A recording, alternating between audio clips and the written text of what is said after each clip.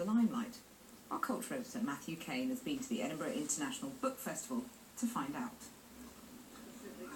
With 800 authors from 44 countries, the Edinburgh International Book Festival is the biggest in the world. But over the last few decades, the number of book festivals in the UK has grown exponentially. When Edinburgh started, it was just the third. Now there are over 300. At the same time, sales of physical books have been falling. So where does all this leave the author? Alexander McCall Smith is the creator of the #1 Ladies Detective Agency series. He's noticed an increased pressure on writers to perform at readings, signings and publicity tours. I think what has happened is that the publishing industry has become a bit more like the entertainment industry in general, where there is this expectation that you go out there and meet people, that you have an impact. So it comes from publicity departments and sales departments within publishers, and of course these people are very important because publishers are businesses and they have to survive. Crime writer Ian Rankin is the creator of the Rebus novels. He believes that the public activities which are now seen as part of a writer's role can work against the seclusion we associate with a literary life.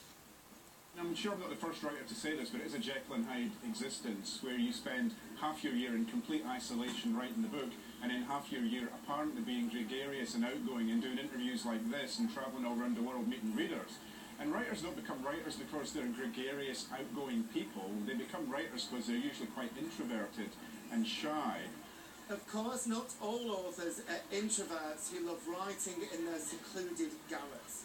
But we've all been to parties where the level of background noise keeps rising and we have to shout louder and louder just to get heard.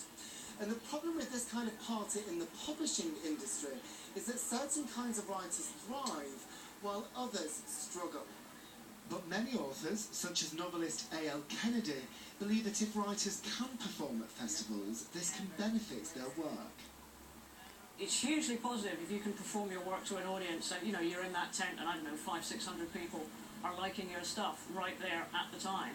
That makes you think, oh, maybe I can do this, and you've got a bit of a, a boost in energy. It's like the people cheering down at the Olympics. It's like, yeah, okay, maybe we can do this. Maybe we can go a little bit faster.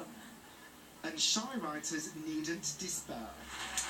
Training in media appearances and public speaking is now offered by some publishers, although none of this was available when Ian Rankin's first book was published. If you'd seen me back at the start, I was a stumbling bum on stage, nervous, stammering, couldn't hold the story together, shaking as I read from the page. It's taken me a long time to work out how to do it and to work out what kind of structure works best for the hour that I'm on stage. And the same goes for radio and TV. If I'm being interviewed, it's taken me a while to get to a position where I can talk on television without getting the screaming abdabs and running away. And perhaps there's even more encouragement for shy writers. If regular publicity and public appearances are the norm, you could argue that in the future becoming a recluse might prove a better way of drawing attention to your work. Matthew Kane, Channel 4 News, Edinburgh. Do chat to us both on Twitter, and if you don't fancy that, Channel 4 News continues online. We're back tomorrow at 7. Until then, from Kathy.